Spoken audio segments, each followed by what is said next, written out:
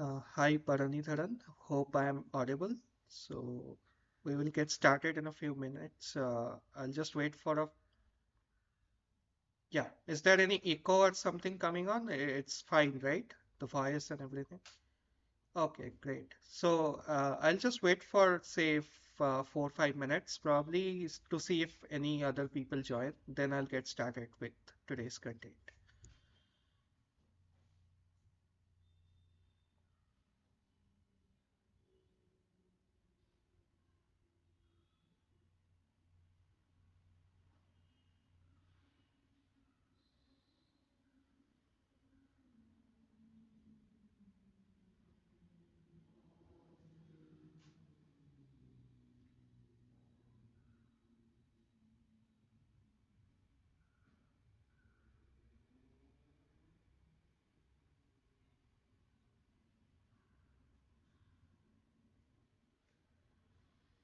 Hi, Rite. So I'll just wait for 5 more minutes to see if more people join in. Then I'll get started with today's content.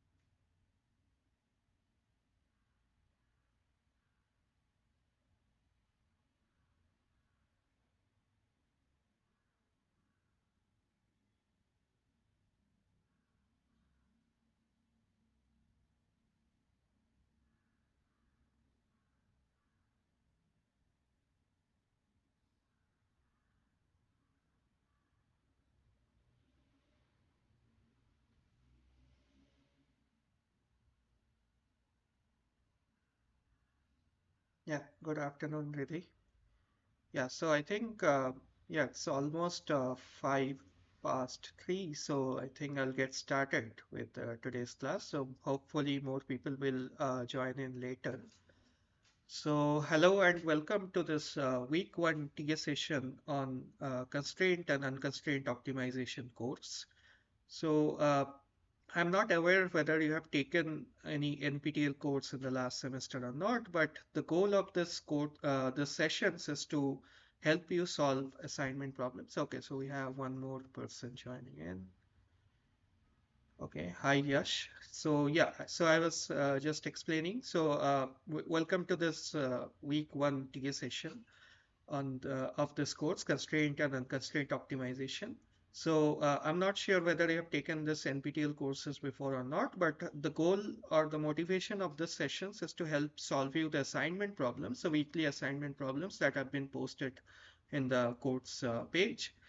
And I think the course content of the first 3 weeks have been released already, week 1 to week 3, and I think the assignments of the first 2 weeks are due, I think, this Wednesday. So let's see how much we can cover in this 2 hour session. So the focus of this session will mostly be on week one content and the assignment problems related to it. So the way I want to structure this 2 hour session is that first of all, I'll be solving similar problems that are there in your assignment. I won't be solving the exact same problem because that's not allowed, and you also cannot ask me to solve the exact same problem. But if you have any doubts related to assignment problems, maybe there could be some typos or there could be some missing options or something. So those you can mention it to me. And also, if you have any doubts related to how I solve the problem or the concepts related to it, you can pause me and ask anytime you want. So for the first 1 hour, I intend to do something like that, and after that, the next hour, what we can do is that for the first class, you can ask doubts related to the topics that have been covered so far, or the assignment problems if there is some confusion or something. And if there is enough time left after that, I might be solving some extra problems that are there. And since it's the first class, I think there was also an week zero assignment that have been posted. I think that was just for brushing up your knowledge that you already have. But I think what we can do in this class is that we can just quickly go over that week zero assignment problems as well. And that is not graded, I think, that week zero assignment. So it's fine if we just solve it directly as well. Okay, so to give an introduction of myself, I am Rita Bratanath. I'm a second year PhD student in the Department of Civil Engineering in ISC Bangalore. So, coming from an engineering background, probably, so I didn't learn much of optimization in my undergrads and so on, but during my postgrad here in IIC and also during my PhD. So, yeah, I took some courses in optimization, and now my research also focuses on optimization. So, I thought it would be good to pick up this course and share my knowledge with you and help you in this course as well. So there is a discussion forum of this course as well. So during the week, what you can do, uh, you can post your doubts in the discussion forum related to maybe the lecture. If there is somewhere you are not able to understand something, or if there is some confusion, you can post it. Also, the assignment problems you can relate it to that. If there is doubt, you can post it.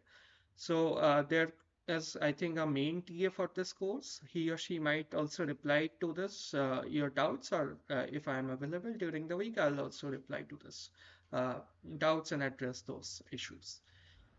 The TA session will be on every Sunday, 3 to 5 p.m. So I know 2 hours is a bit long. Last semester, there were only 1 hour of TA session per week. But yeah, 2 hour, we'll see how we can utilize it mostly from next week onwards. And this week could be just solving week zero, week one assignment problems related to that only.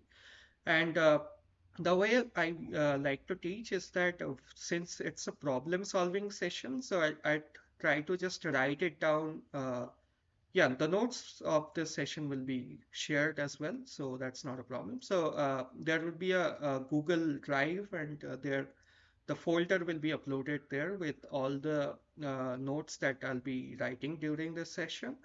And also, the sessions I think will be recorded and will be uploaded in YouTube later. Maybe not today. Maybe it will take a day or two for me to upload that as well. But I would definitely encourage you to attend it live because you can ask doubt and you can uh, do everything within this 2 hours itself. You don't have to spend extra time because of that. Because it might happen that I just give a lecture or something, or I just solve some problems, and later you might not be able to understand those things while watching YouTube videos or something. So that won't be helpful. So yeah, so that will be good. And yeah, so I'll probably what I'll do, I won't come up with slides or anything because it's a problem solving session, and I'll just solve problems on the go, and the kind of doubts you ask and related to that, I'll probably write it down and solve it. I'm not sure about the quality of the internet or something, so maybe if the writing is if the screen is hazy or something, you can inform me. And if there is a lot of issues in the first class, I notice, next class I'll try to see how I can fix that with probably writing something down up front in the slides or something.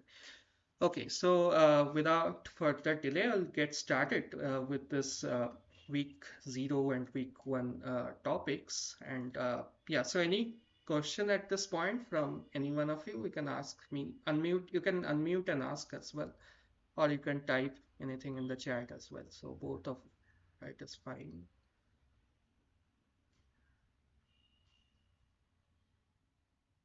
Okay, so I think, yeah, okay. So I think since three of you are here, so I'd like to know more of your background as well. So it would be good if you could just unmute yourself and introduce yourself, like what kind of program you're studying, whether you are in UG or PG, or whether you're from maths background as well. Yeah, go ahead, Ritik. Yeah,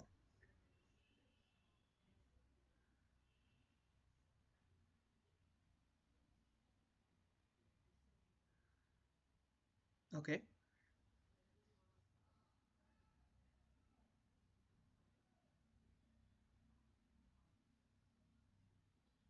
Okay, so do you have any background on optimization before, whether you have learned? Oh, that's hmm,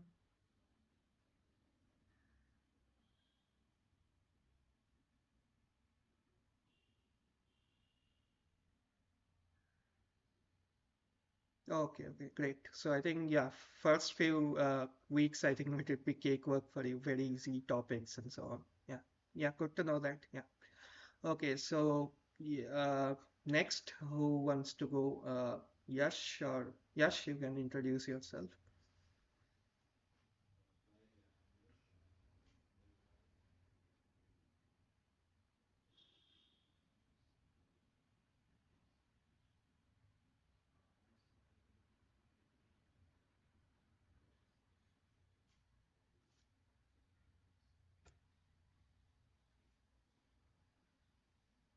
Okay,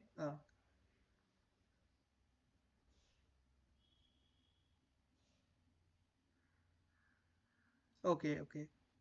So it's like it's part of your curriculum, if I understand it correctly. Is it so? Oh, okay, okay, okay. So it's a mandatory thing that you have to do. Okay, got it. Yeah. Okay, okay, okay. Yeah. So yeah, I think yeah, both of you I think have a good bit of background on this. Okay, so next, yeah, Bharani Dharan, if you can go ahead and introduce yourself.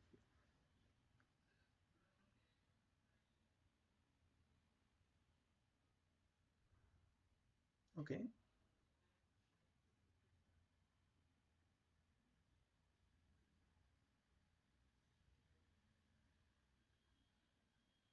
Oh, Uh, Sorry, your voice got cut. So can you repeat? You mentioned you published some articles on transportation or something. Can you repeat that part? Oh, great. So actually, yeah, well, so the work that I kind of do right now, it's very, so I'm a transportation engineer and it's traveling salesman problem and everything. It's very related to what I do right now. Okay, so yeah, go ahead.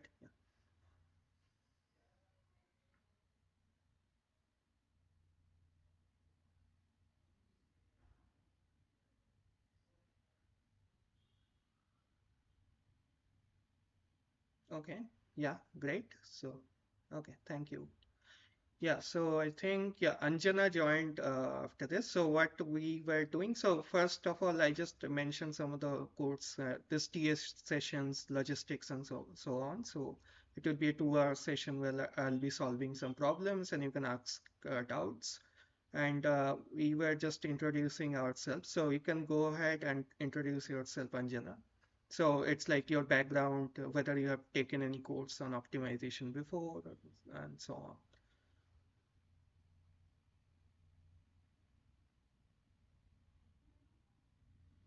Uh, uh, you're not properly audible, so yeah, can you just try again and speak?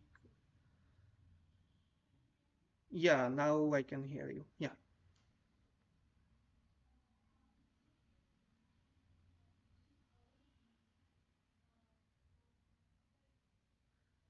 okay,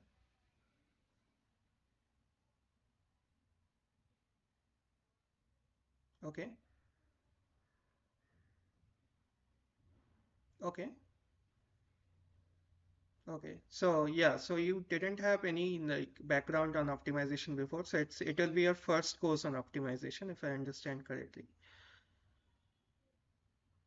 Okay, great. So I think we have a fair bit of mixture of people having good experience on optimization and also few of one of you here who is taking a first course on optimization. So yeah, that will be good because this course is mostly of an introductory nature, I felt, because it's pretty basics of linear programming and all will be covered in the first part of this course, and in the second part of the course, while ma'am will be teaching, I think it will be the nonlinear programming problems with constraint and unconstrained versions.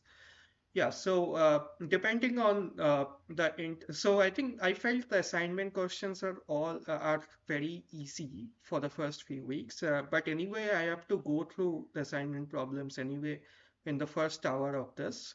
So what I can do if there is enough interest, and since you some of you have a fair bit of knowledge on this optimization, in the second hour from next week onwards or somewhere down the line, we can discuss some extra problems as well, or you can come up with your problems and we can discuss those as well. So that it doesn't become a boring session with just problem solving. Okay, anyway, so let's get started with today's topics. As I have mentioned, I'll be discussing the week 0, week 1 assignment problems, and uh, yeah, and we'll be taking questions related to it. So, the first of all, what I want to cover is probably it's the week 0 assignment.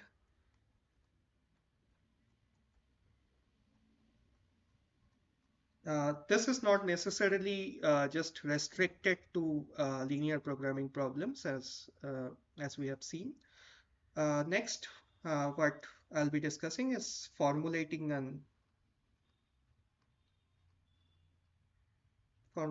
a linear program. Third will be, I think, a bit of refresher on your vectors, spaces, basis, and those kind of linear algebra. So it's mostly of linear algebra because you find some questions related to it as well in your assignment.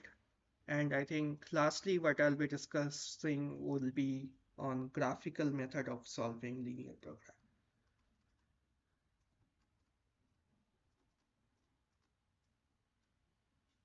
And if there is time, I'll probably briefly go into the simplex method. So yeah, let's see how much I can cover from these topics in this class.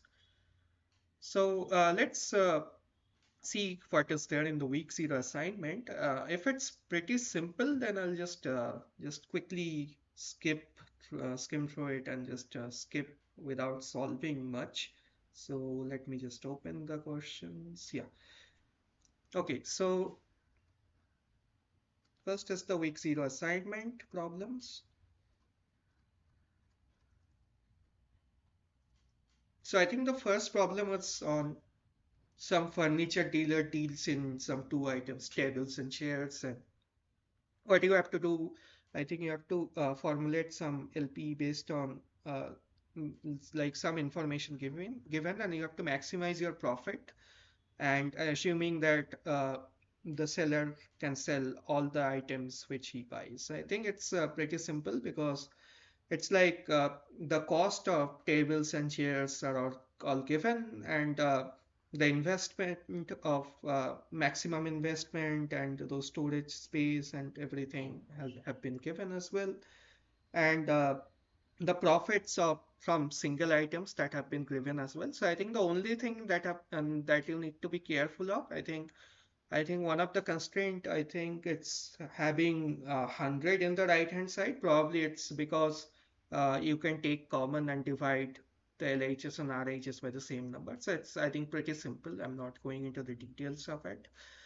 So I think you can do it pretty easily. Next is again formulating another problem, which is on some diet problem. So what I intend to do is there is while I'll be discussing formulating a LP, I'll be discussing a bigger version of the diet problem. So so I think there itself it will be covered. So I'm not going into the details of it right now. The third problem I think was finding stationary points. So let's quickly ask one of you. So do you know what a stationary point is of a function? And you can unmute and answer if you want.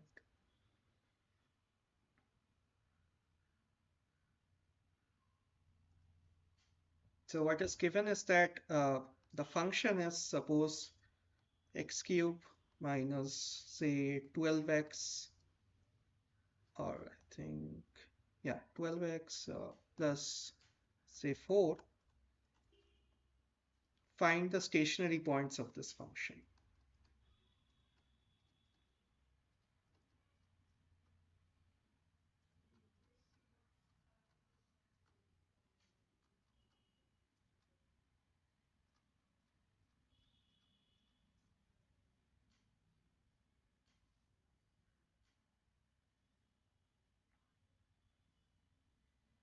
Yes, go ahead. Yeah.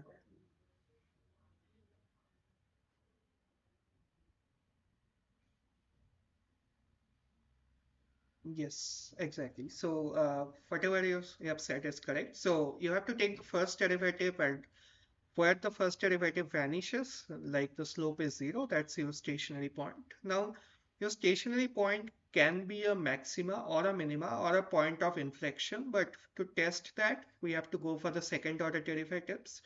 Or sometimes it might happen that your second order derivatives are also zero at certain points. So in that case, you have to go for higher derivative test as well. So, but that's the discussion for another day because I think that will be mostly needed on the second part of this course where nonlinear programming and those things will start. But anyway, just for the sake of completeness, it's just you will be taking this derivative and you have to equate it to zero. So it's nothing but x squared equals 4. So your x is plus minus 2. So plus 2 and minus 2 are your stationary points. So yeah, this is a simple problem that you can solve. So yeah, I'm changing some numbers here and there. It's not like exactly will match with this assignment problems that you have.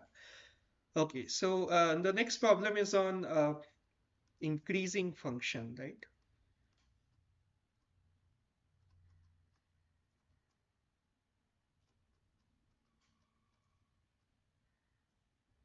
So like how do you know at which interval your function is increasing? So suppose your function could be like this.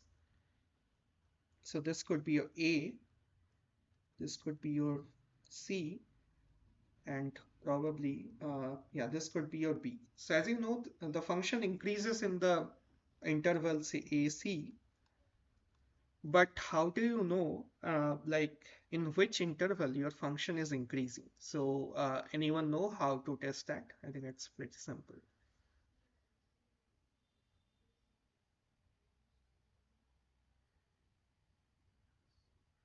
Yes, yes,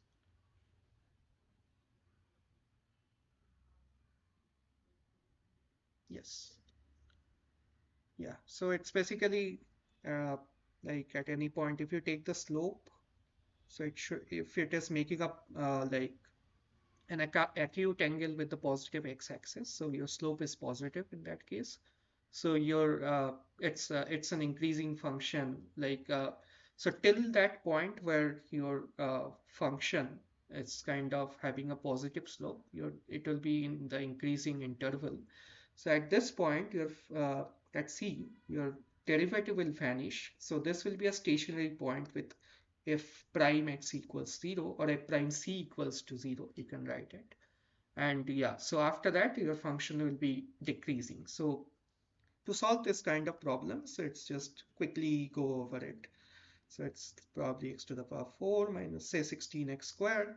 So what will do, you will just take the derivative. So 4x cube minus 32x.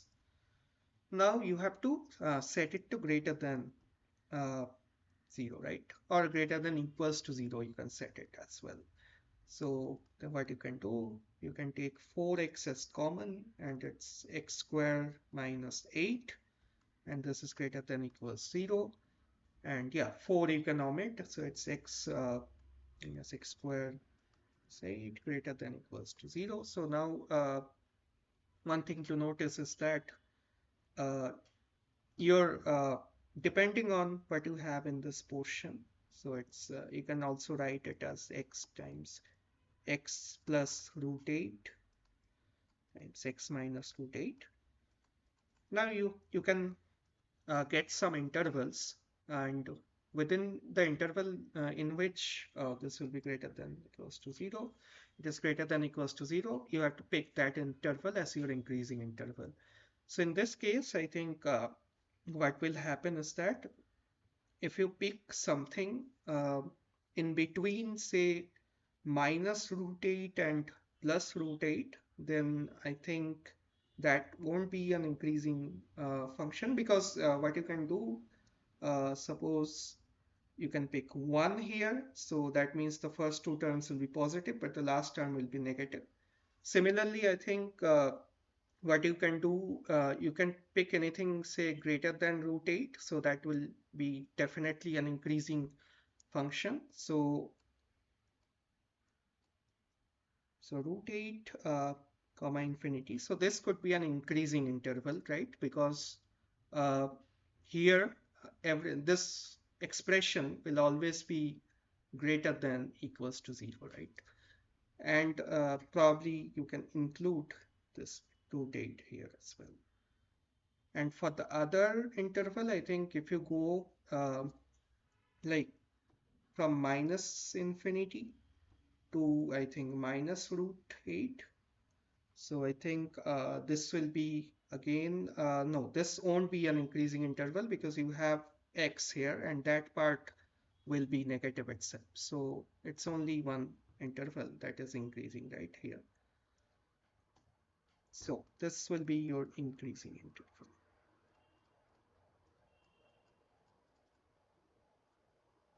Is there any questions in the chat? Okay, so I think this was simple as well. So there was another problem on decreasing interval. So I'll just quickly write it down. So it's for the decreasing interval, what you have to do, it's so it's 2x, 2x Yeah, nothing like that. Okay.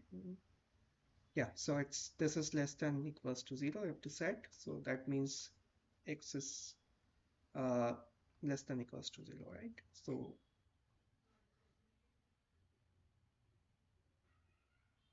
this one for the decreasing function, 0 to infinity won't be there, right? Because it's 2x. So it's minus infinity to 0, right? Sorry, this will be open bracket.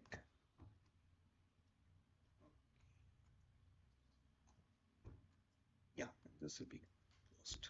Yeah, so this is the decreasing interval.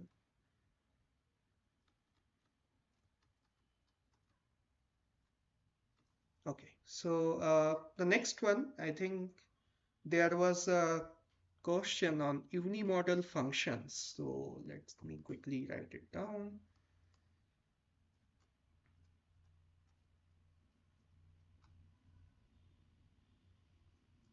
So suppose I have a function like this. Oh, okay, sorry.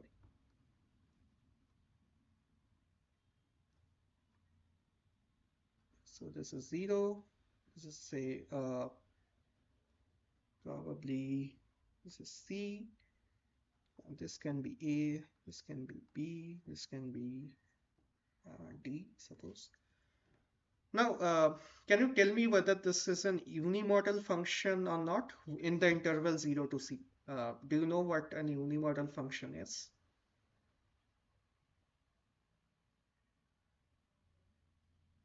Yeah, so what are the unimodal functions? So this will be again related to the nonlinear programming problems that we'll learn later, and also some of the region elimination techniques and all those things that will be taught later in the course. But yeah, unimodal function is something which has a mode equals to 1, so as the name suggests. But the way that you can interpret is that if you take this portion from 0 to a, this is called as mode 1.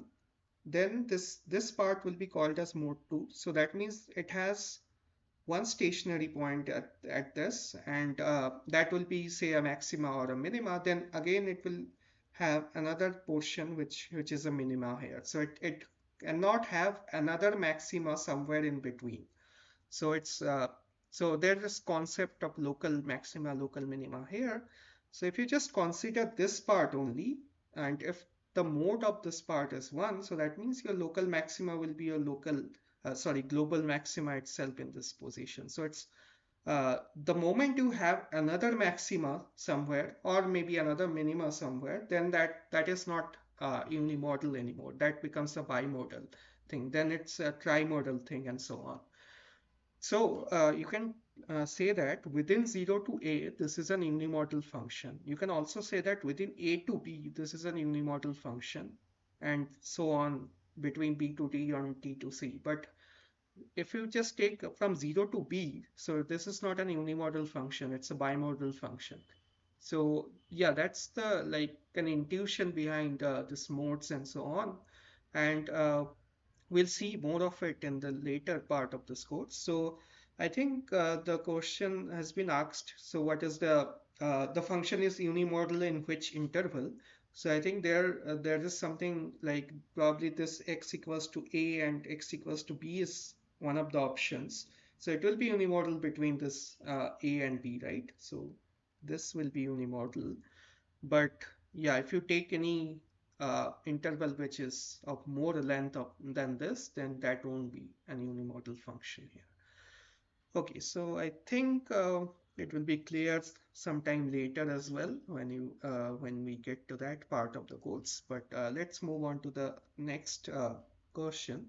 So I think that's next one is on linear independence and dependence of vectors. So I think in the week 1 class itself, those parts have been discussed, right? I think you have gone through those lectures already, so I don't think there will be an issue, but yeah, let's quickly discuss so that if there is any confusion, you can clear it right now. So let me do it. Let me keep the numbers the same here, not a problem. So now, mm, are the three vectors linearly independent?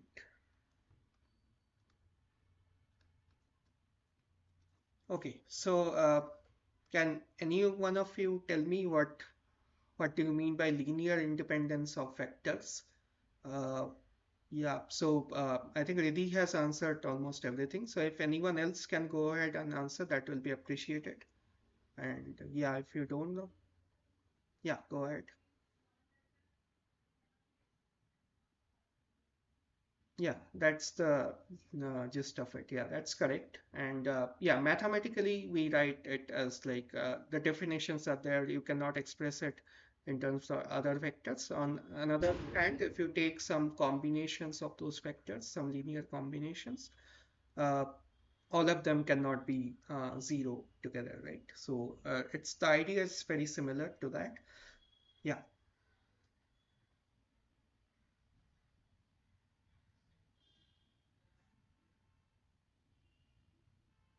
Yes, yes, you are correct. So there is another approach of doing it by checking if you make it as a matrix and then check for the rank, and yeah, if the rank is like not full rank of the matrix, then you can say that those are linearly dependent, right? So yeah, to check for that kind of mathematically, what you can do, suppose you write it as A equals lambda 1 times B plus lambda 2 times c. So lambda 1 and lambda 2 are scalars here. So what you can do, you can write it as 1, 1, 1 equals lambda 1 times 1, 2, 0 plus lambda 2 times 0 minus 1, 1. So now it has three coordinates. So you can get three equations from here. The first equation will give you lambda 1. Let me write it down fully. So that's lambda 1 times 1 plus lambda 2 times 0 equals to 1. So that means your lambda 1 is 1, right? The next equation will give you lambda 1 times 2 plus lambda 2 times of minus 1 equals 1. And you already know that lambda 1 is 1, so that's 2 minus lambda 2 equals 1, and your lambda 2 is 1.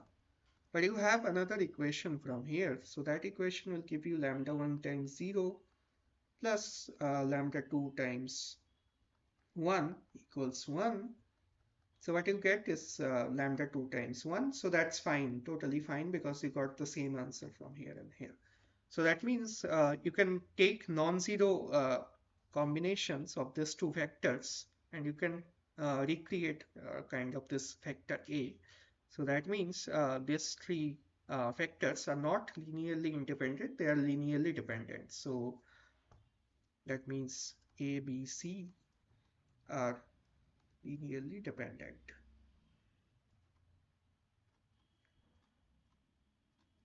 Since all of lambda 1's, lambda 2's are not zero kind of together. So yeah, that's the idea. So this way you can check it mathematically whether three vectors are linearly independent or not.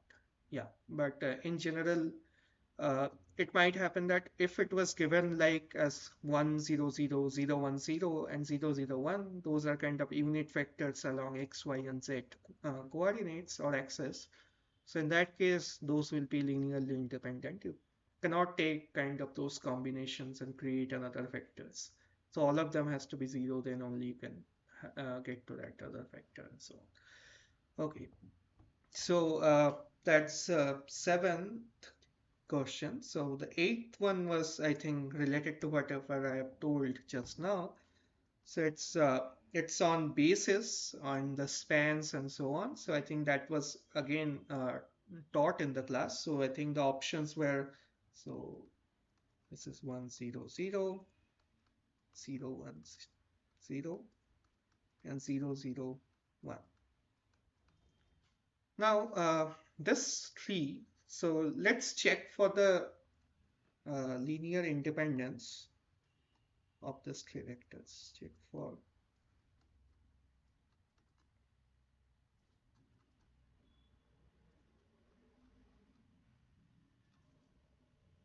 Now, what you can do is that you can write 1, 0, 0 times lambda 1 plus 0, 1, 0 times lambda 2 plus 0, 0, 1 times lambda 3 equals 0. So that will give you, so that will be 0, 0, 0 actually.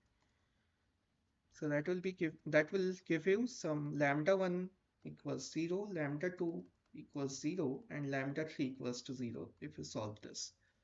So that means these three vectors, since all of them are together 0, what you get ultimately is that they are linearly independent.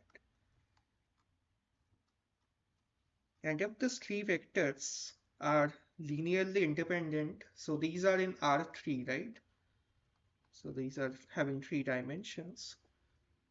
So that means they will span R3. So these vectors will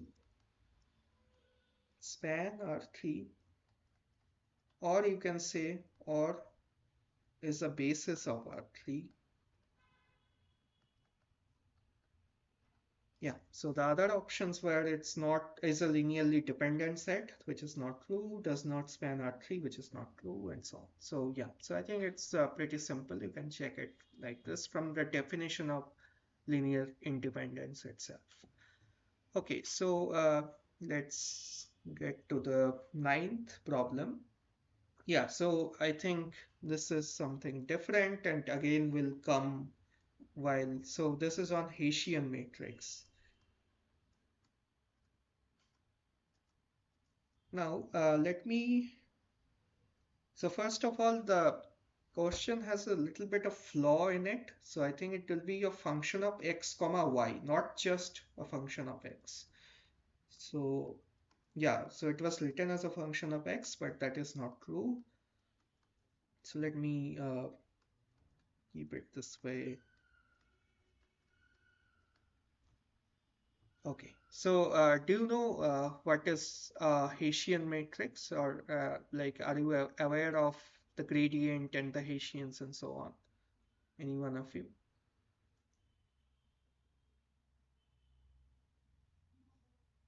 Okay, so this will come in the nonlinear optimization part, but anyway, so let's write down the expressions. So if you take the gradient of this function, what you can do is that you know about partial derivatives, right? So first you have to take the partial derivative of this function with respect to x and the partial derivative of this function with respect to y. So this vector will be the gradient vector. So this is your gradient vector.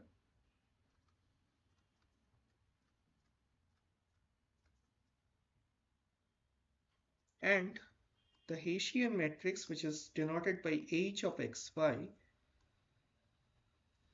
it's you take the second order partial derivatives. So this is del 2f xy, del x2. This is del f del y of del f xy del x. This part is again, oh sorry, I think I've written should be del. So again, it's del x of,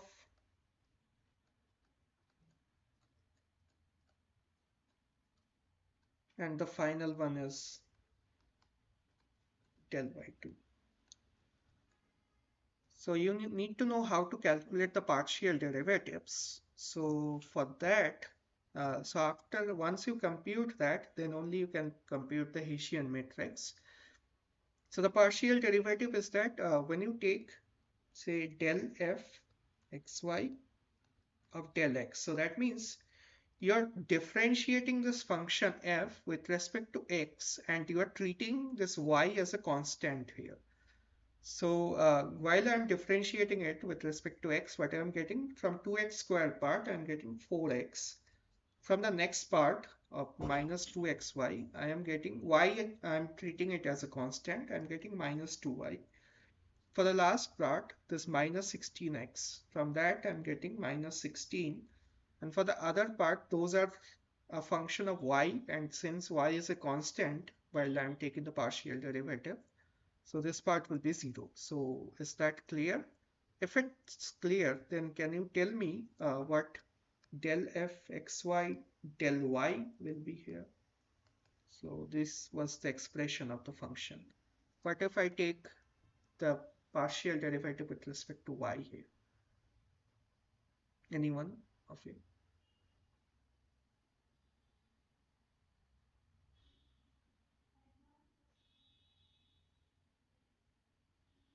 Yes, correct. Uh, so the first part will give you minus 2x plus 10y plus 2. Yeah, plus 10y plus 2. So now in the Hessian matrix, what we have to do? We have to take the partial derivative again with respect to either x or y.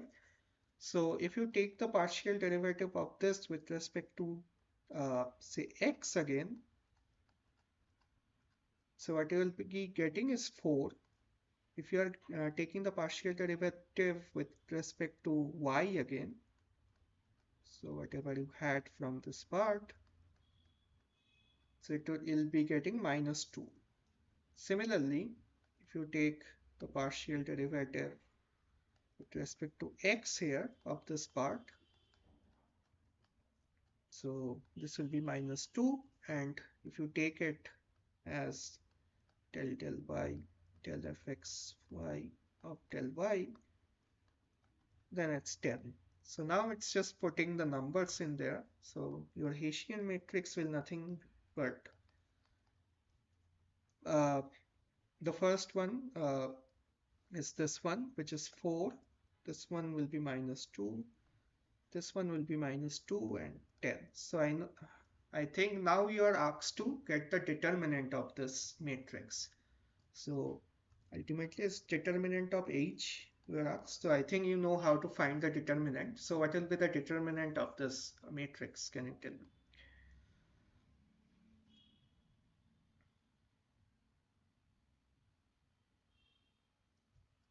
Let's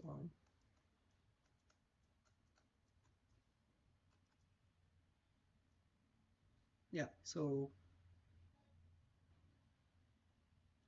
yeah, your voice got cut. I think anyway. I think you told the correct answer. So it's 36, right?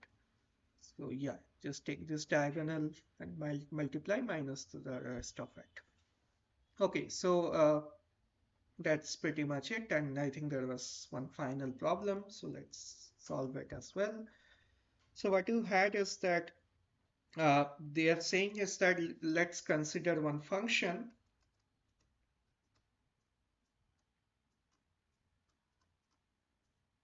and what you have is C naught belongs to A, right? Such that your A prime C naught is 0. So that means that's a stationary point, and C1, C2 are any points in AB, such that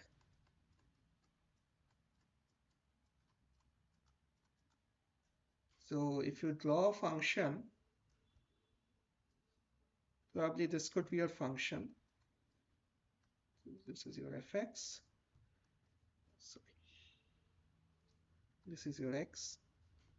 Now here the derivative is 0, right? So this is your C naught. Now probably this is your 0 point, or you can think this as 0 if you shift the axis, but that's fine. Now you are picking some C1 here and probably another so this is C1, sorry, and this is C2. This will be FC1. This will be FC2. Now you are asked in which portion this function is increasing and in which portion this function is decreasing, and based on that, where is your local maxima or local minima. So if you have a local maxima here, you can notice that this part is an increasing function and this part is a decreasing function. So that means for local maxima, what you need to have is f prime c1 has to be greater than 0 because of the slope condition that we have already seen, and f prime c2 is less than 0, right? And if I flip the figure here, now this is a local minima, so that means this part is a decreasing function and this part is an increasing function. So this is your c1, this is your c2, and this part is having slope 0, this is your c0. So your local minima, it's nothing but f prime c1 should be a decreasing function, so that means this, and f prime c2 should be greater than 0. So I think that was the case, and this has to happen for all c1 belonging to that interval of 0 to c0, and for all c2 belonging to another interval which is, I think, c0 to b, right? This should be c0 to b, and this should be a to c0, I guess. Yeah, so similar expression, similar conditions hold here. Then only you'll have a maxima or minima here. So again, this part will mostly be relevant when we talk about nonlinear programming. But anyway, since it was a part of the week 0 assignments, it's good to know these things upfront. So I hope you have understood this week 0 assignment. If you have any doubt, you can ask me related to this right now. Otherwise, I'll go to the LP part and talk about it in the next 1 hour or so. Okay, any doubts?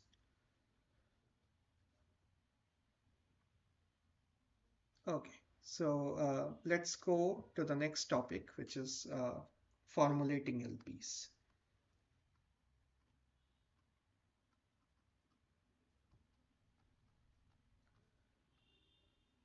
Okay, so for that, I'll explain diet problem that I have talked about. So let me just quickly get the numbers. Okay, yeah. So I think you will get a similar problem in your assignment as well. So this is called Stigler's diet problem.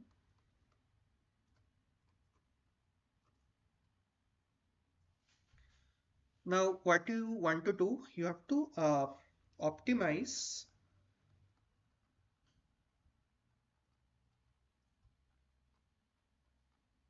nutritional requirements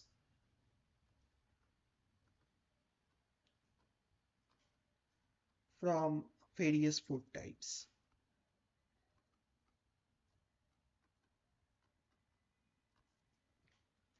Now, you have to purchase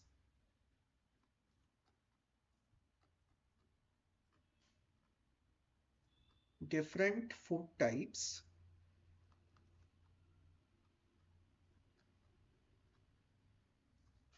so that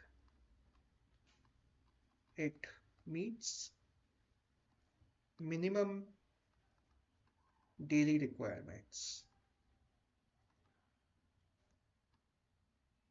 of a certain quantity, like this is we also call as MDR, from different quantities of food.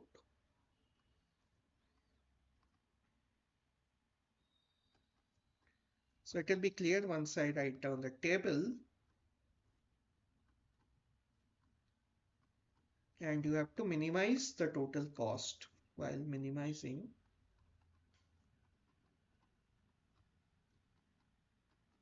total cost.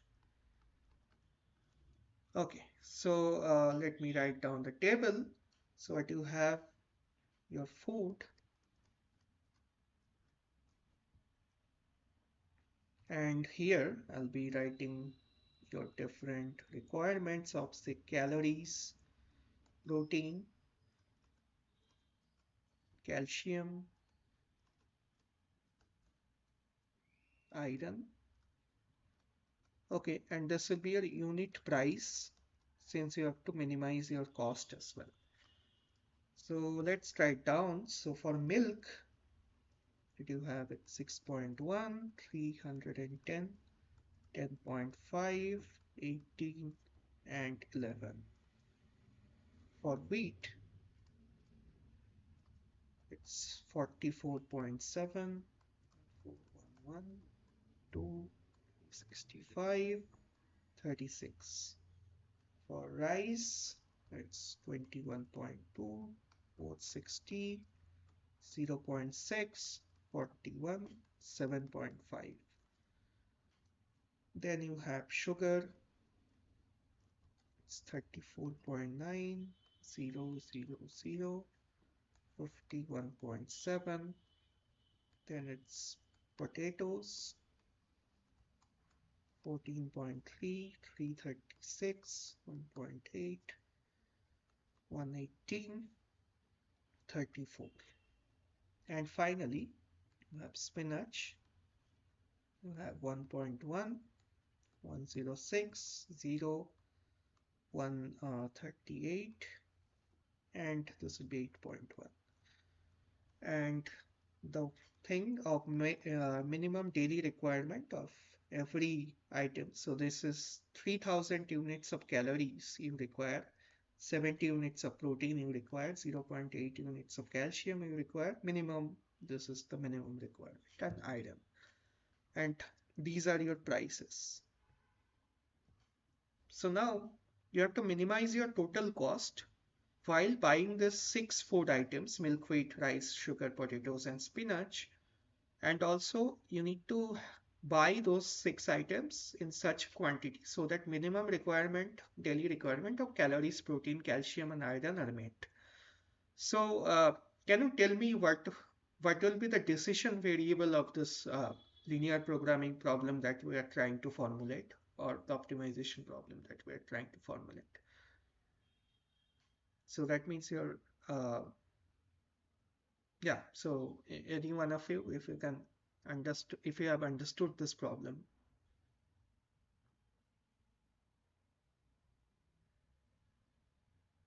So what we are trying to decide is how much of quantity of milk we have to buy, how much of wheat we have to buy, how much of rice we have to buy, and so on.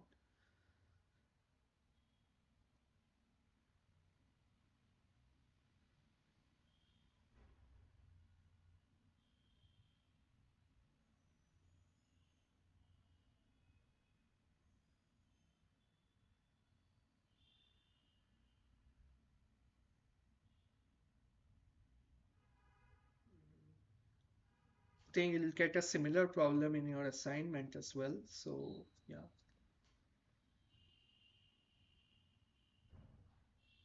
Now suppose I tell you I need to decide how much of milk I have to buy. So suppose I tell you this is X1 amount of milk I'm going to buy.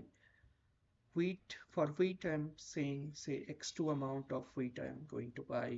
For rice, X3, sugar, X4, potatoes, X5, and spinach, X6.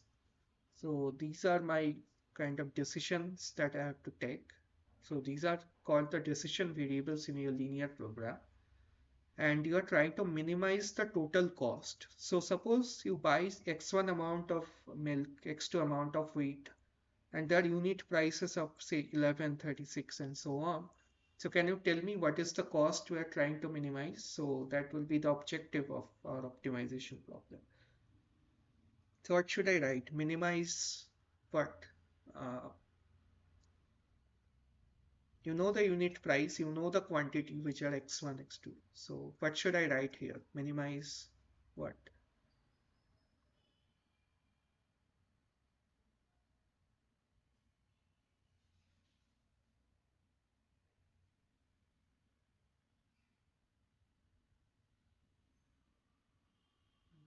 Anyone of you?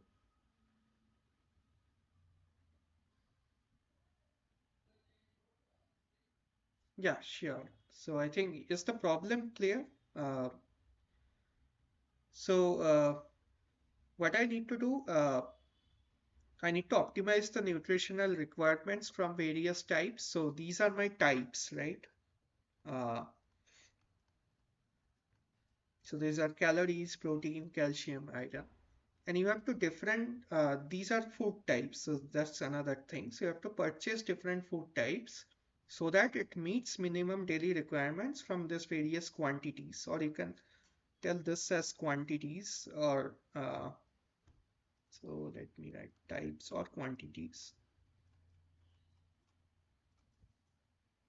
of food while you have to minimize the total cost. Yeah. Next. Yeah. Yes, correct. Next, what should I write?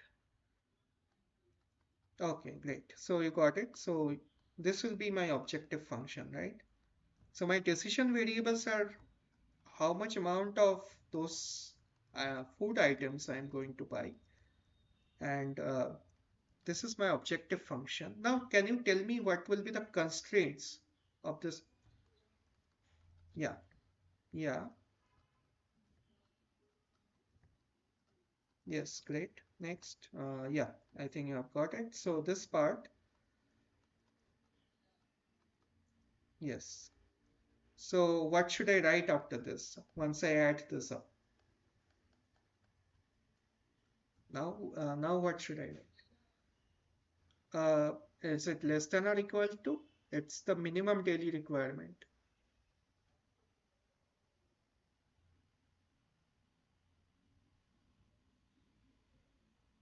Yeah, so at least that amount of calories your food must contain, right?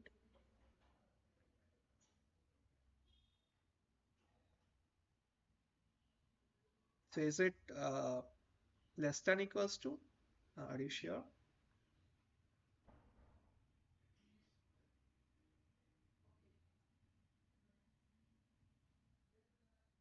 Yes, exactly. So if you had written as this as less than equals to, so it might have happened the left hand side could have been zero as well, right? So you are not gaining like any calories or anything. So yeah, that's not the case. So you can have more calories than 3000. So this 3000 is the minimum that you have to meet. And similarly, you can add this columns, this protein column, calcium column, and iron column, and multiply this with x1, x2, and so on.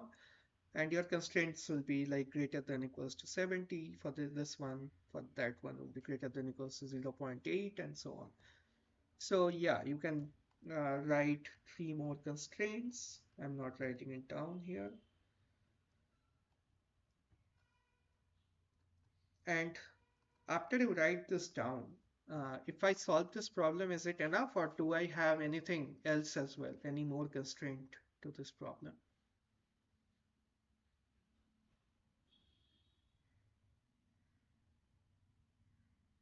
Like, can your x1, x2, these things can be any value or anything? Or this is a... Yes, exactly. So, depending on the problem you are solving, so this is a kind of practical problem, right? The quantities cannot be negative. S- Yeah, so this has to be there as well.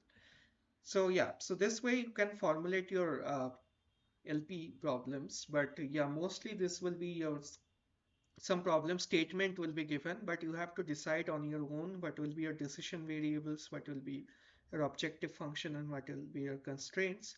So you need to be careful while formulating this, whether you are trying to minimize something or maximize something, and also the signs in your constraints and so on. You have to be careful with that, and there would be again some restrictions with the signs of your variables as well. So yeah, so I think you'll get a few more problems in your assignment one related to this. So I'm not going into the detail, or let me just quickly see which ones are related to this. If that's relevant, I'll discuss it quickly. Yeah, so in assignment one, I think the first problem was so since it's relevant here, so let's quickly discuss this. Assignment 1. So it will have some requirements of say vitamins and A and D, and there is some cost associated with buying some tonics X and Y, and daily requirement you have to meet in unit. So it's very similar problem that I have talked about. So I think you can go ahead and formulate it. So not a problem. We'll do it later. And the second problem, it's again similar but in slightly different fashion. So it's there is some time allocated for I think to some department to make some clothing or something, and there is capacity of certain I think there is uh, yeah, capacity in terms of the number of hours you can spend. Okay, so yeah, there's one more person. Okay. Uh, Yeah, so hi Satish. So welcome to this class. So can you go ahead and introduce yourself, like from which background you are from, and whether you know anything about optimization or anything?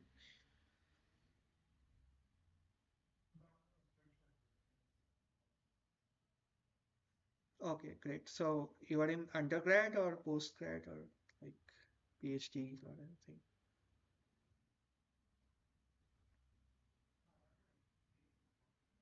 Oh, okay, okay, got it.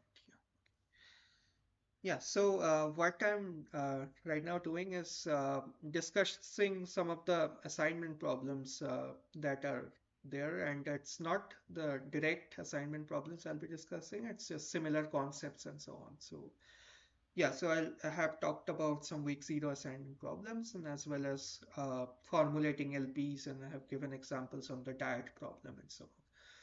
Yeah, so assignment one, question one, it's similar to diet problem.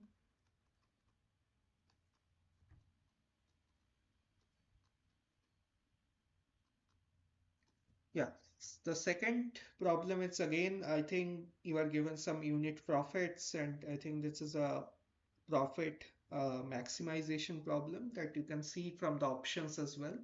And there is some penalties associated with it. So whenever you write something max of profit and say minimizing your penalty, but probably you have to write these two objectives together so you can convert it and make it as max of minus of your penalty, right? So that thing, then you can add it up, and uh, then you can write the constraints as well in terms of the capacity constraints that you have, and you have to decide what kind of decision variables you have to choose and so on. Okay, so the third problem I think goes into the graphical method of LP and itself solving LPs. So yeah, I'll be going into that right now. But yeah, before that, I'd like to go to so linear independence and dependence, those things I have talked about as well. Okay, so let's, I think it's better to start with graphical solutions of LP. After that, I'll go into that basic solutions and so on.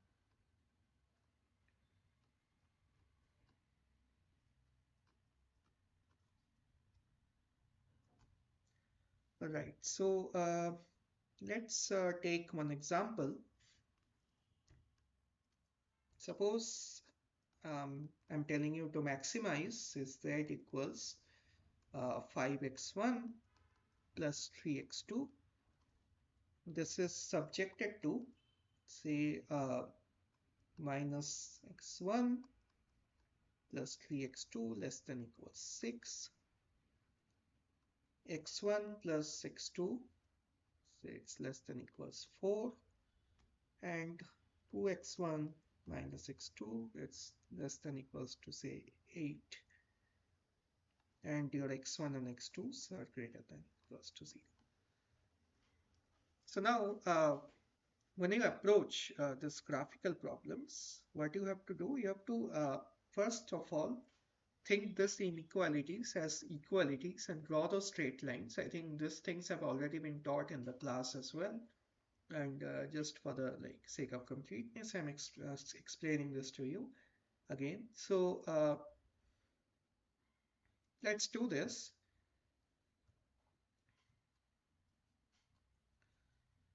So you can take it as a straight line by making it as equal to sign. So let me name this line as L1, this one as L2, and this one as L3, right?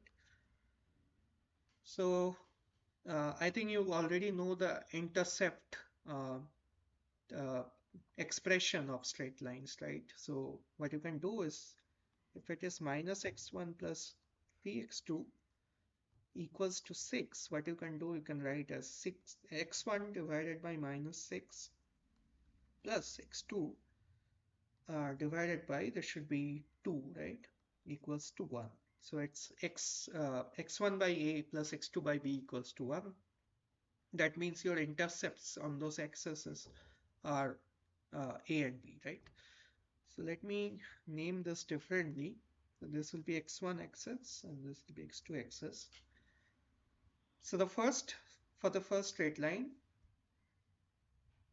so it will be negative 6, right? So suppose this is minus 6, 0. So L1 will pass through this point and it should be, probably this is 0, 2. Now you can connect this line.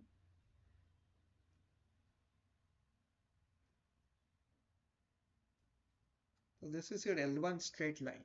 Now, since it's an equality sign, so can you tell me which will be the feasible region for this inequality? And how do you check it? Like, it can be this side or this side, right? So I've already learned the concepts of hyperplanes and half spaces and so on. So can you tell me which will be the direction of the inequalities?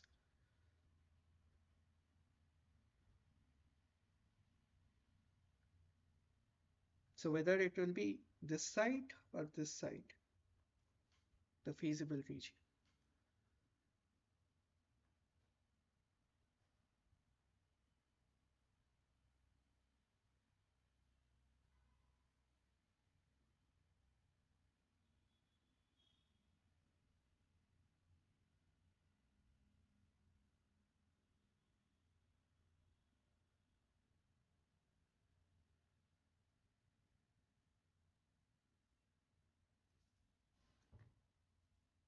Okay.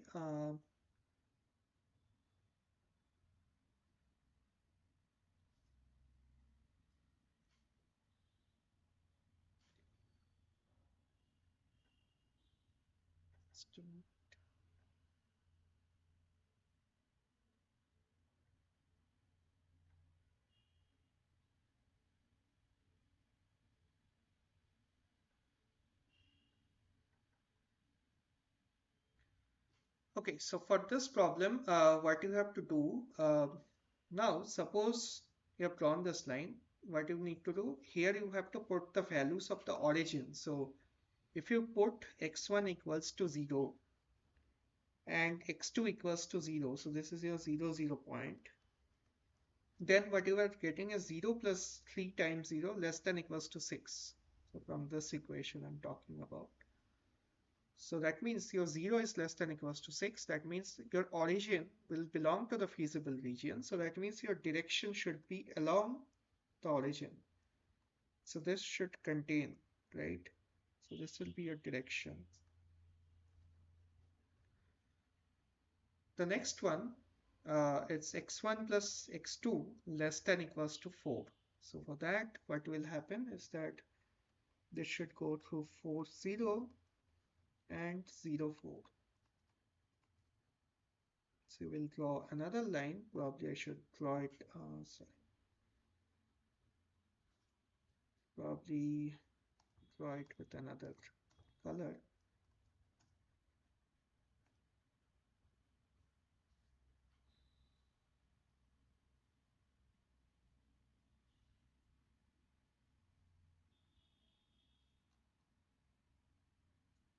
This is your L2. And similarly, what you will get is that origin should be contained in that feasible region. So this will be your direction and so on. And the last one is 2x1 minus x2. It's less than equals to 8. So let me draw it with another color.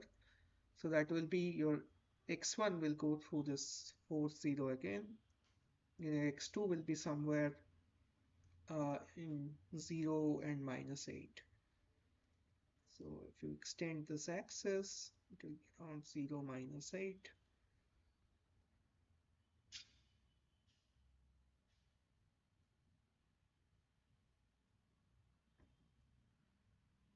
This will be your L3.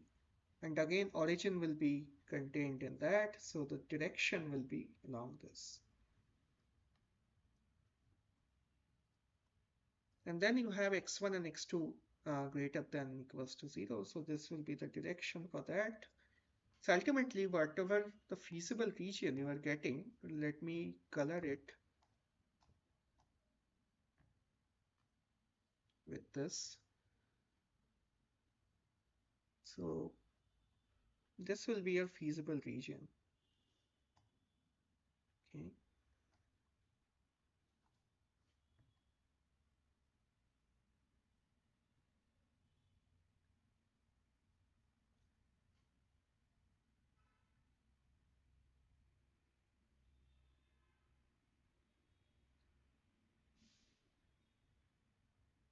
So this is the region where all your constraints are being satisfied, and that you can check through this graphical method.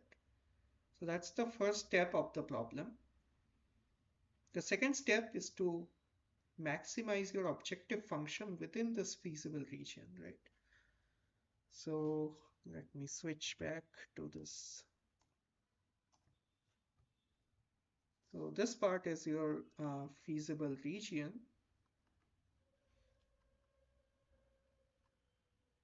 And I think if you have gone through the lecture already, whatever you have learned is that if you construct this feasible region and it's kind of a bounded polyhedron that you have, then one of the corner points or the edge points will be the maximum or the minimum of this function. So the number of points that we have, it's this 1, 2, 3, 4, 4 points that we have to evaluate, and you can use the search technique that have been taught in the class, where you have to evaluate your function value at every one of this point, and whichever is giving you the maximum value, you'll be taking that. Or you can take the straight line that have been given and you can translate that parallelly, and the one that is giving you the most intercept in one of the axes will be the highest value.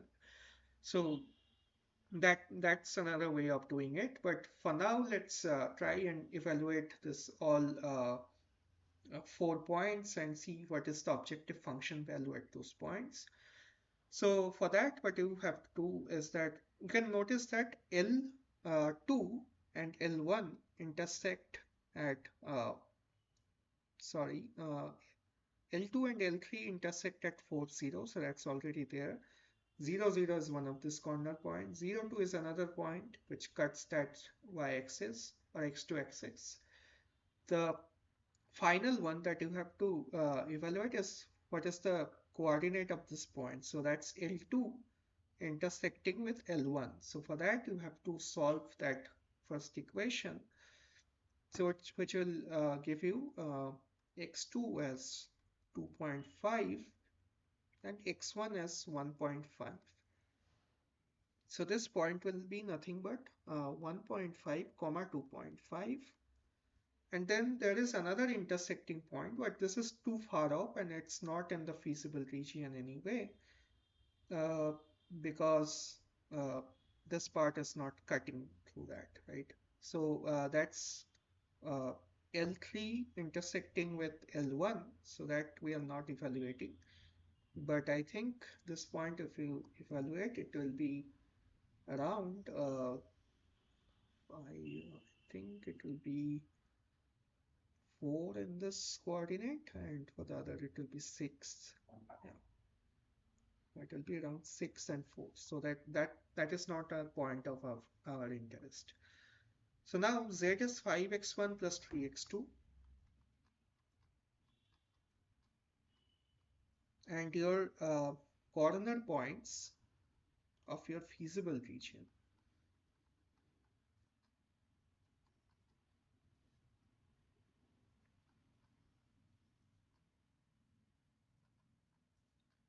is 0, 0, 0, 2, 4, 0, and 1.5, 2.5.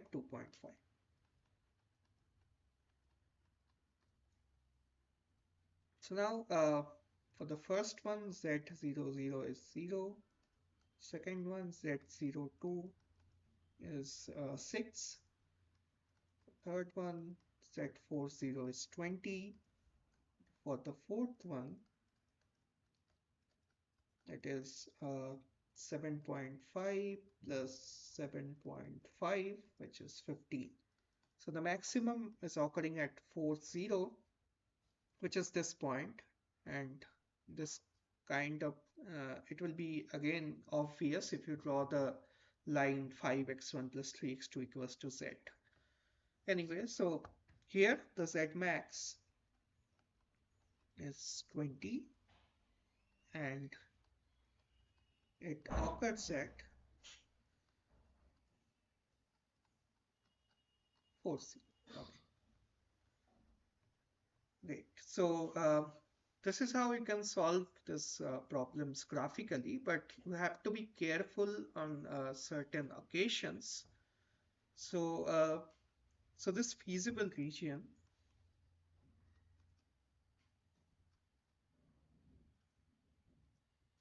if it is bounded, then it's great, right? It might happen that it is unbounded, then your maximizing this function will be infinity, so that will be an issue there. Then it might happen that there is no feasible region to the problem, so that means uh, no feasible region means no solution. So you can arrive at different cases while you solve problems graphically. Now to give you an example, okay, I think my screen is frozen a bit.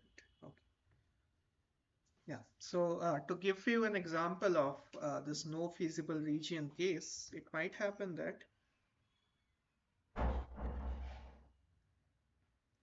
suppose I give you x1 plus x2 as less than equals to 4 and another equation say 2x1 plus 2x2 is say greater than equals to 12. So what will happen is that, so this is 4, 0, 0, 4. So this is, and you also have x1, x2 greater than equals to 0. So this is your line 1 that you can draw. But the line 2, it goes through 6, 0 and 0, 6.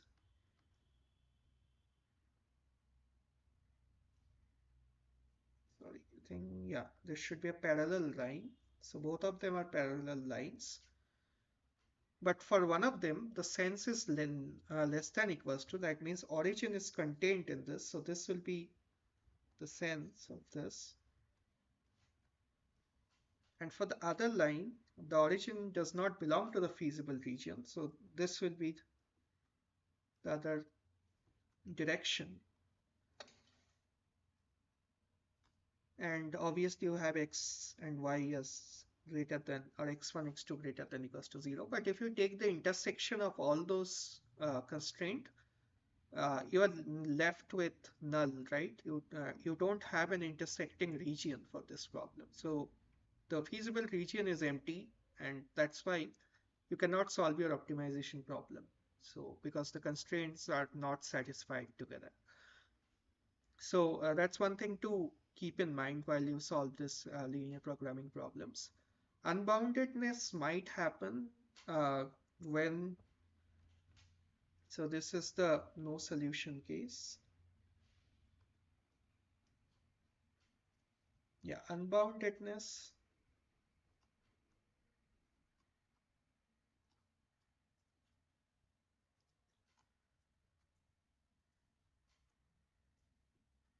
So it might happen that you have one constraint like this, and the feasible region is not closed, right? So it can go up until infinity. And probably it might happen that even if you have another constraint going through here, and if the senses are like this, so the intersecting region is somewhere, it's not bounded, it goes beyond this, and so it goes up until infinity. So that's why if you try to maximize a function within that interval, finally we'll be getting a solution which is infinity. So that's all about unboundedness. Bounded case we have already seen in the previous graphical method example. Okay, let's see what else are there in the assignment. So I think one of the questions were finding the optimal value of the objective function. That's fine. The next one will be solve some LP. Yeah, let's write it down. So solve the LP graphically, and again you are given two constraints and I think one the objective function. So there it might you might see that I have given you an example of no feasible region. So it might happen that no feasible region might come because two lines could be parallel to each other. There could be another problem where you face the issue of unboundedness. You have to be careful. So this question 4 and 5, I'm not solving it, but yeah, you can solve it on your own later. Okay, so next is question 6 again, and again it's I think a machine and capacity problem, but here you have to first formulate the problem. So yeah, first formulation, yeah, first formulate the LP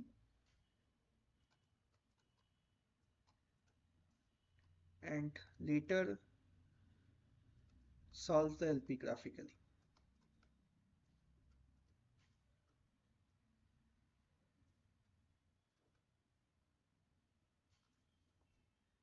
Okay, so that's about it for this portion, because after that I think I'll just go into the discussion of basics, feasible solution, basic solutions, and so on, because those are the questions that are relevant. But one thing to keep in mind is that suppose I give you an LP. Right now, what you are doing is that you are solving it graphically, but you need not solve it graphically, right? It's very like it's not convenient to draw everything by hand and see what is the feasible region, what are the corner points, and what is the which corner point gives you the maximum objective function, and so on. So it's easy when you do it with, say, two constraints and two variables and so on. And in 2D, you can visualize it.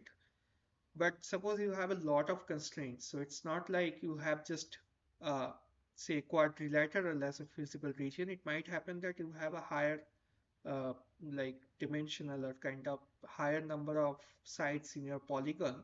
So it's very difficult to evaluate every possible every corner point, and also every possible feasible solution. So yeah, in that case, we don't go for this graphical approach. One of the approach that we can go for is the simplex method. I think that have been discussed in the week 2 content of this course. And simplex method, again, you can do it, you solve it by hand by forming the simplex tableaus and so on. But again, I don't think it's necessary to do that. So for that, what we do go for is the solvers that we can use directly. So you can solve this LP problems in your Excel solver, or you can solve it in your other programming languages like Python, C, C++, or so on, MATLAB, wherever you want, whichever is comfortable for you. You can solve it there, and you can get the solution. So it's just giving inputs and you get the output. You don't have to draw anything and so on. But for understanding purposes in the first part of this course, if you do this graphical analysis and solutions, you will be able to like grasp things better, and you can always go back and check your solution with the solver solution, and if there is something off with your graphical solution, you can make it correct. So, is any one of you aware of how to solve linear programs in Excel solver? Uh,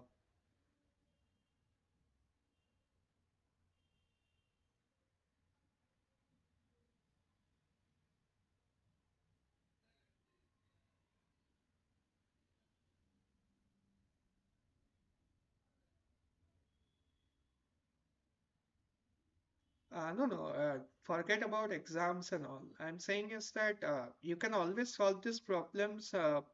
Say it's difficult to solve this problem graphically because you have to draw a lot of things and evaluate all those corner points and get the solution. So what I'm saying is that, yeah, go on.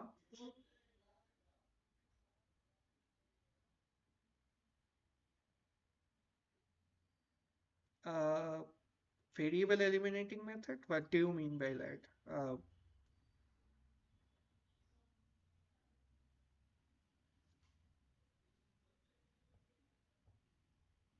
Yeah, yeah, but what I'm saying is that it's not an equality sign, first of all. So it's not like you are just solving a system of equation.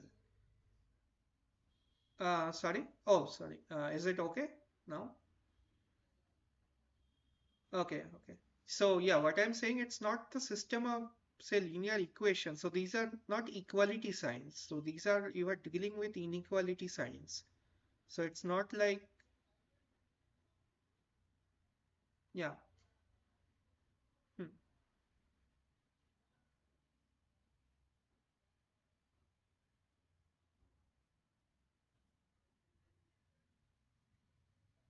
yeah, yeah.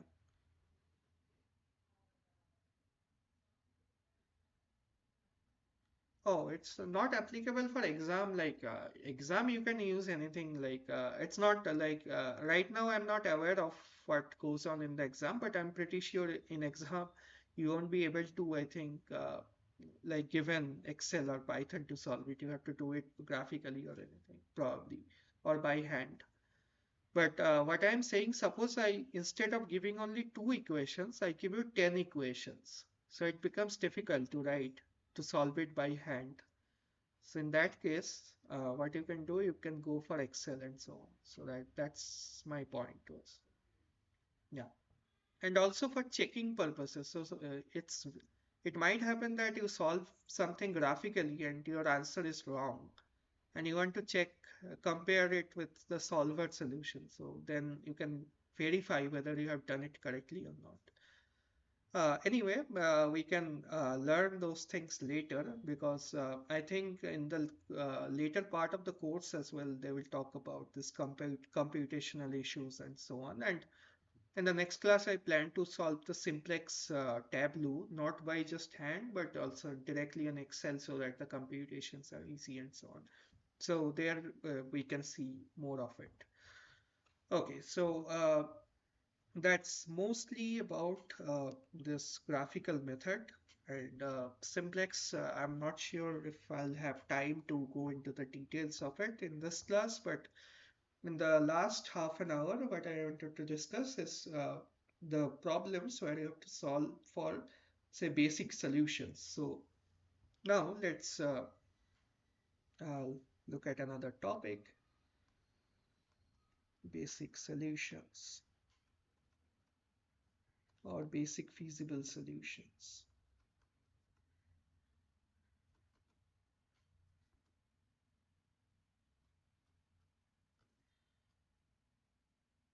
All right. So suppose I give you two system of equations. So suppose it's 3x1 plus 5x2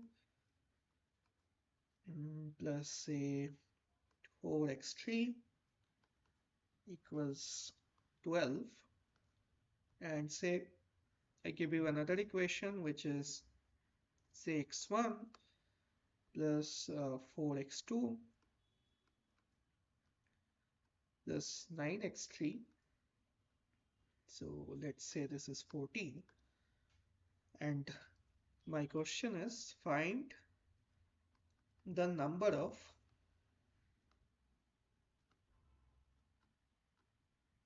basic solutions of the above.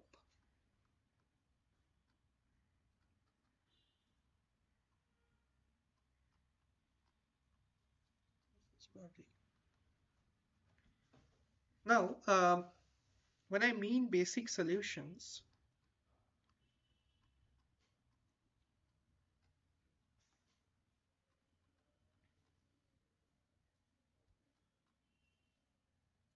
so what do you mean by a basic solution? So if you have understood the simplex method correctly, or the theory behind simplex method is that you can always say in an equality case, you don't need to have extra, say, extra variables being added, but in case of inequality constraints, that's another thing to make it a basic feasible solution.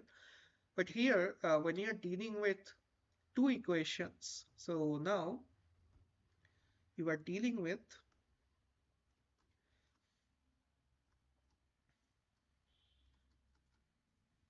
two equations and three unknowns. So that means uh, this problem, if you solve it, it will have infinitely many solutions. So this system of equation, this can have infinitely many solutions, right?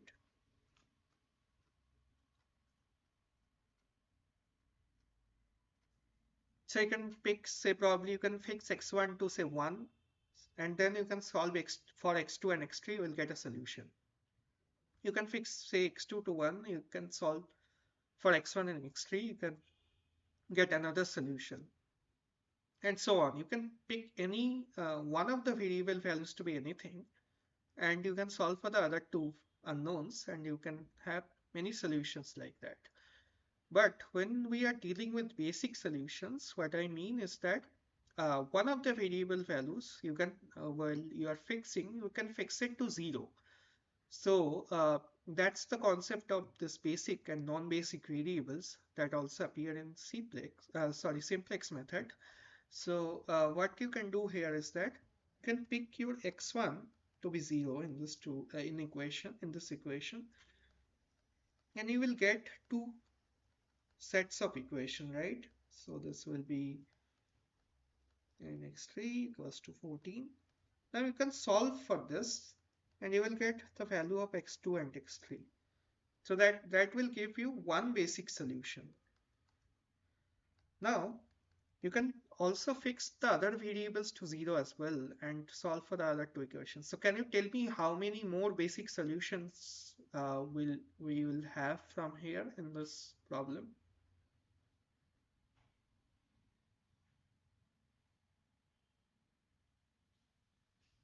So what happens when I pick x2 equals to 0? So that will give you 3x1 plus 4x3 equals to 12, and x1 plus 9x3 equals to 14. So now I solve it for x1 and x3. So is that a basic solution that I get from here as well?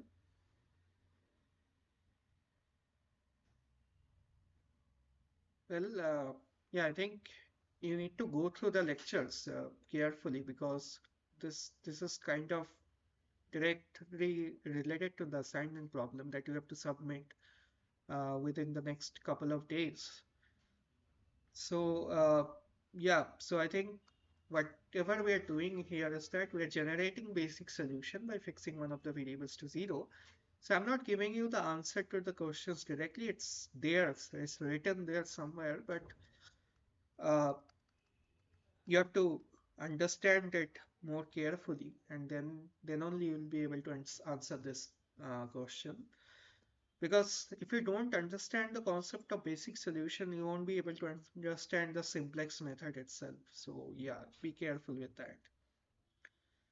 Okay, so I think that was related to question 7. Yeah, so I think let's solve directly for another problem. So maybe Q8. So suppose I'm given this x1 plus x2 plus x3 equals to 2. Say 2x1 plus, say, 5x2 minus 2x3 equals to, say, 1.5, and my x1, x2, x3 greater than equals to 0. So now I tell you find all the basic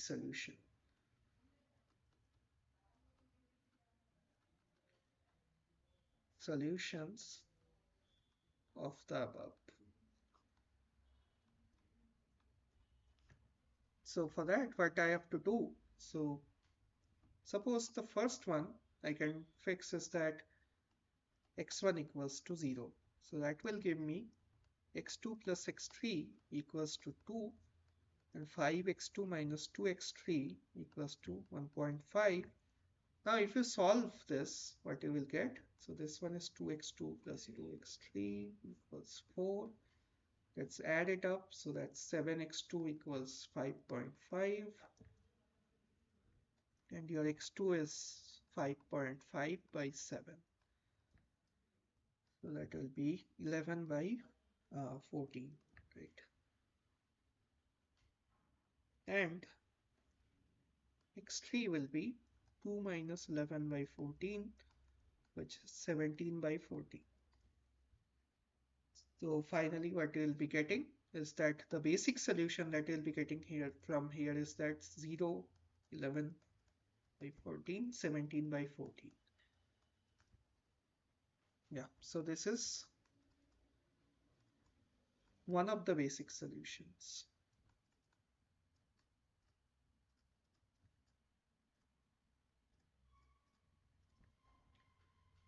Okay, so I think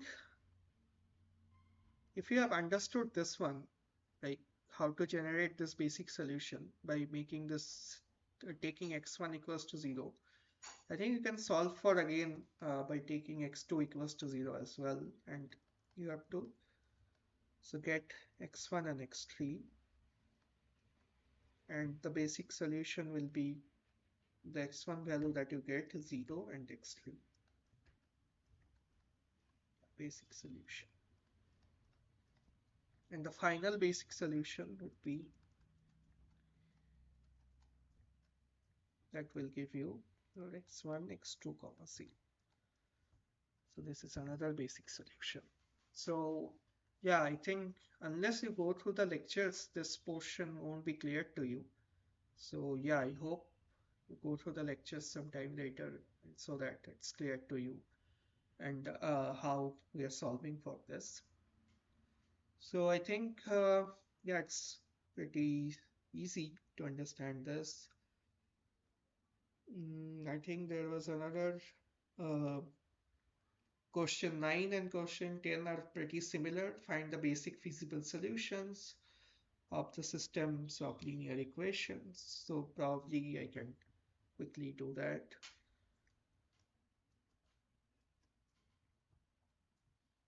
So what you have here is that suppose I give you x2 plus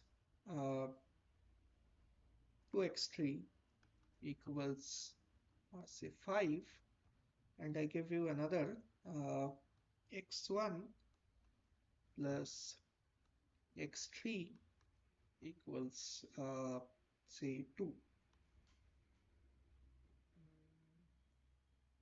Okay,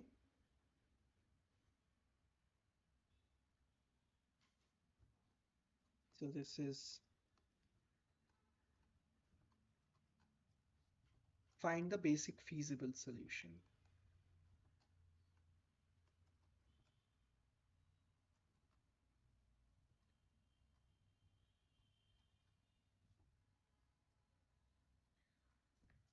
Now, again, as before, what you can do, you can set one of the variables to 0. So suppose I fix x1 to be 0. So that will give me directly as x3 as equals to 2 from this equation. And if you put this x3 as 2 in the first equation, so what you'll get is x2 equals 1. So it's 0, comma 1, comma 2. So that's the basic, this is a basic feasible solution. Or VFS, whatever you call it. For the next one, what you can do, you can pick x2 equals to 0. So the first equation will give you x3 equals to 2.5, and you are left with x1 from the second equation, which is minus 0.5. Sorry about that. Okay. So the solution that you have is minus 0.5, 0, 2.5. So this is another basic feasible solution. But there is a problem. Your x1 cannot be negative because this condition has to hold. So this is not a BFS, so this is wrong. And finally, when you put x3 equals to 0, what you will get is nothing but x2 equals 5 and x1 equals to 2. So this 2, 5, 0, this is another BFS, so this is correct. So you have to be careful finally to check whether all these conditions are being met or not. And depending on that, you have to generate your basic feasible solutions. Okay, so that was related to Q9. And finally, I think there was one more, Q10.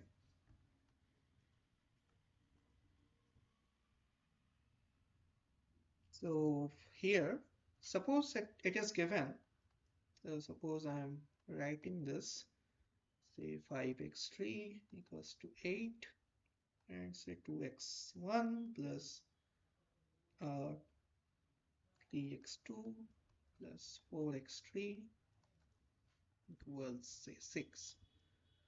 Now, suppose I tell you find the basic solution with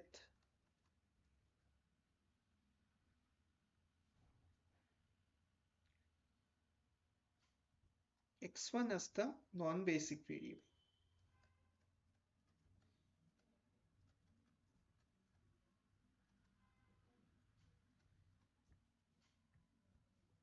Now, when you approach this kind of problem, so you need to know that whatever is in the basis, this you can call it as xb, and whatever is in the non-basic variables, so these non-basic variables are 0, and this you can have as any value. So probably somewhere before I had mentioned this to be basic variable. That's not true. It's the one that you set to 0 are non-basic variable, and uh, by setting one of them to be non-basic, you get the basic solution. So yeah, probably my phrasing was a bit off somewhere. So yeah, basic solutions. Yeah, I started from here. So these are my non-basic variables here. Okay. So now that means when x1 is given as a non-basic variable, you have to put your x1 to be 0 and nothing else. So it's 4x2 plus 5x3 equals 8, and 3x2 plus 4x3 equals 6. So you can just solve this system of equation.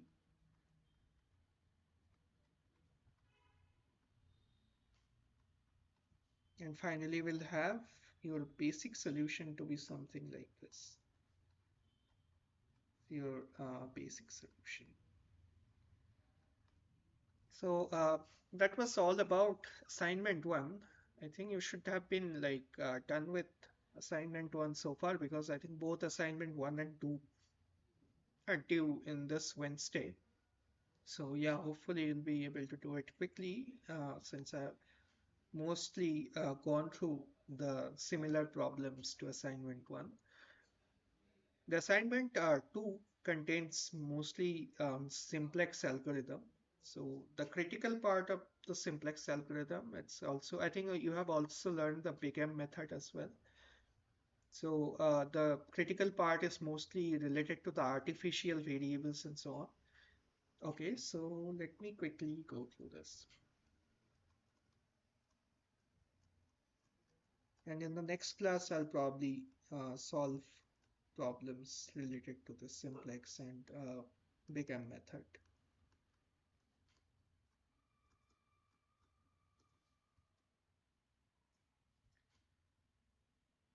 Okay, so let me check assignment 2. What is there? So in assignment 2, what you have is that you are again given some linear programming problems and you have to solve it by simplex or Big-M method, whichever is applicable. So I think out of the 10 questions, 8 are directly like solving and 2 of them are related to the theory portion of this algorithm. So let me ask both of you. So do you have like have you gone through the lectures of simplex and Big-M method? Or if you have any doubts related to that, you can ask right now.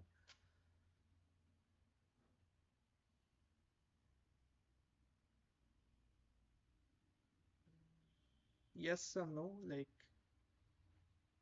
you still need to go through the lectures or you're done? Uh,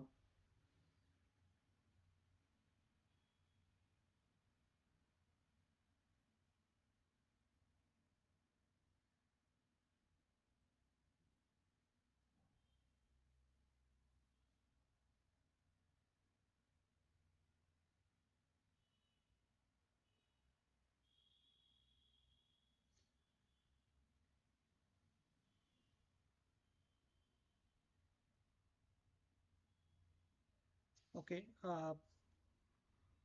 Yeah, since I think there's only 10 minutes remaining, so if you have any doubt or any question, you can ask me right now. Otherwise, I'll just briefly talk about these two methods and we'll wrap it up for the day in the last 10 minutes.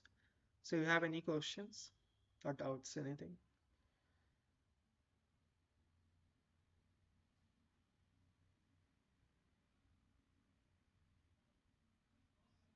Okay, yeah. Yeah, but I hope you go through the lectures first and understand this properly because the assignment is due in a couple of days' time. And yeah, if you have more doubts, you can always post it in the discussion forum or you can ask me again next week. So yeah, that's also fine. But yeah, do finish your assignments on time. Okay, so the simplex algorithm and the Big-M method. So let's take a couple of examples. Suppose I give you, say, maximize z equals x1 plus x2 plus x3, say subjected to 3x1 plus say 2x2 plus x3 less than equals to say 5 and say 2x1 plus x2 plus 4x3 less than equals to 4 and this is given. Now, this is an example where you have to solve by simplex method. So in simplex method, what we'll do, we'll add slack variables. So you can convert this to an equality problem.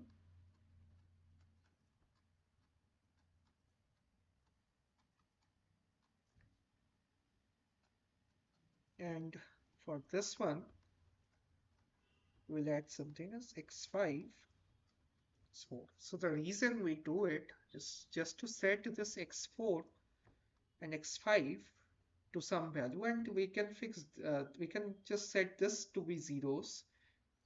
So that will make this as non-basic variables and x4 and x5 will be my basic variables. So x4 will be 5, x5 will be 4. So these are my basic variables.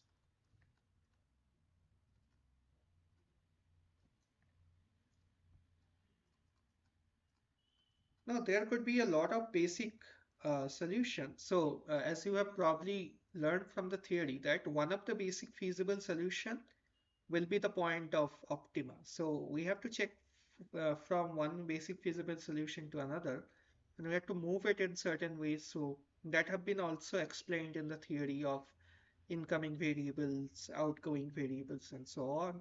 And yeah, when we solve a problem later in the next week, probably we'll be able to understand it better.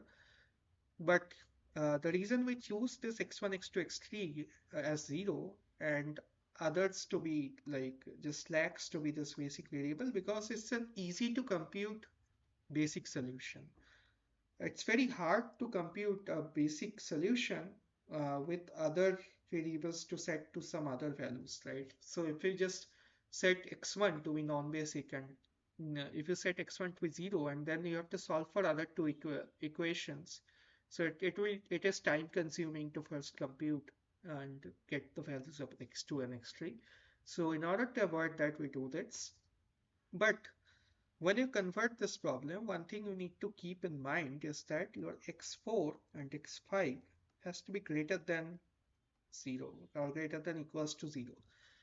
It might happen that it is equals to 0 in case of some degenerate problem, or in case of problems with equality sign, it might happen that you can add those as well. But that's another discussion with artificial variables and so. But yeah, so that's one thing that you have to keep in mind. Now, there's another thing that you can do. So there is an example, say I'll just give you quickly. So I think 5 minutes is left. Okay. So this is an example of Big-M method. So suppose I have the same set of constraints, but I have flipped the signs of the constraints. So this is this. So now what we'll do, what you can do is that you can probably in the first equation, you can subtract something, say x4, and you can make it as 5. So that's fine. In the second equation, you can again subtract something, say x5, and you can make it as equals to 4. Now, if you can set this x1, x2, and x3 to zeros, but when you solve for x4 and x5, what you will get? Your x4 will be minus of 5, and your x5 is minus of 4. So you're subtracting something which is negative, and but the issue is that your everything in your simplex tableau, initial simplex tableau, or the basic feasible solution, all your variable values has to be greater than or like equals to 0. So these are less than 0. So this is not allowed in case of a greater than problem, greater than equals to problem. So in order to avoid that, so to avoid this, in Big-M method, what we'll do, so we'll have to introduce artificial variables.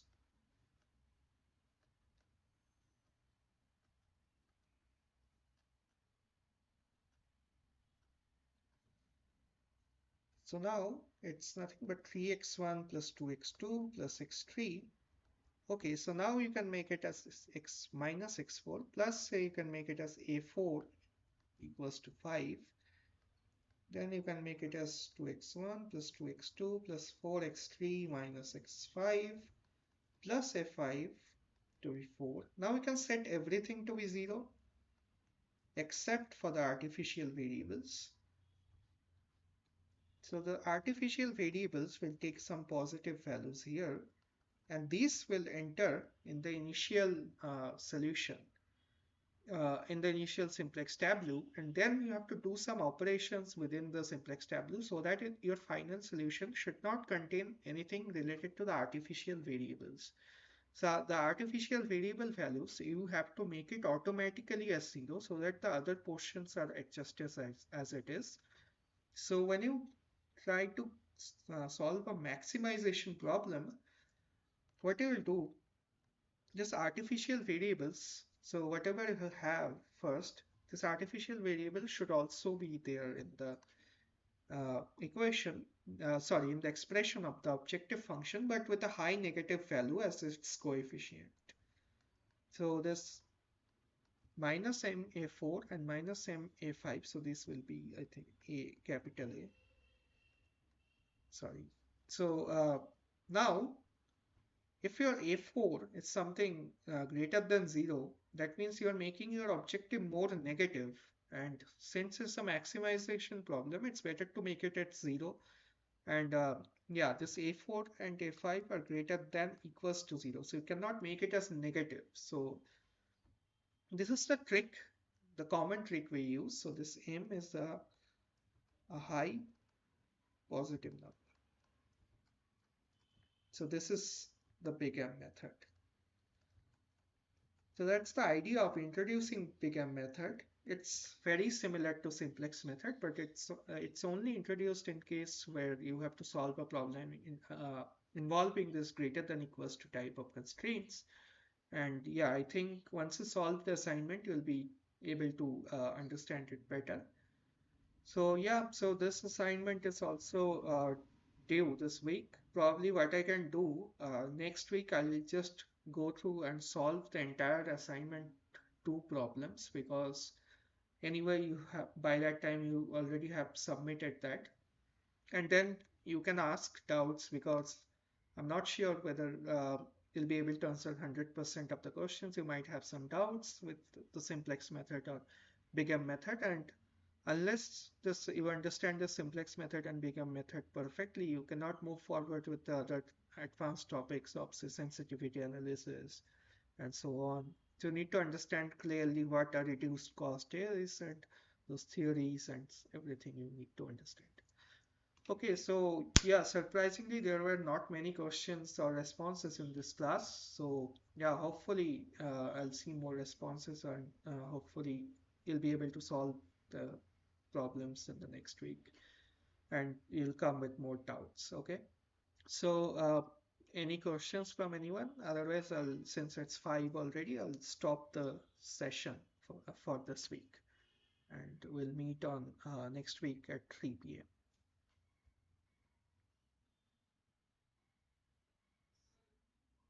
Yeah.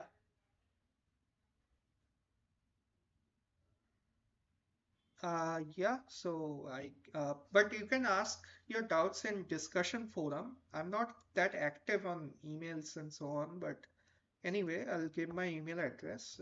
So yeah, so you can also ask in directly in the discussion forum. So that's fine. But here I'll write it down. So it's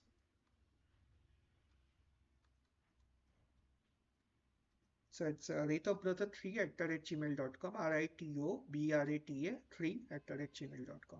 Okay. Yeah. So yeah, anything else? Any questions or anything?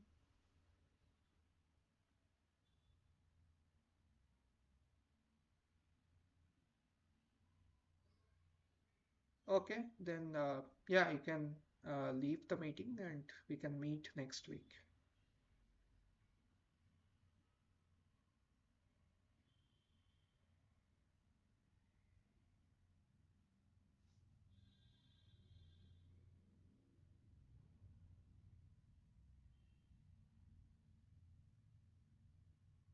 Um, Jana, do you have a question, or otherwise I'll close the session and we can meet next week. Okay.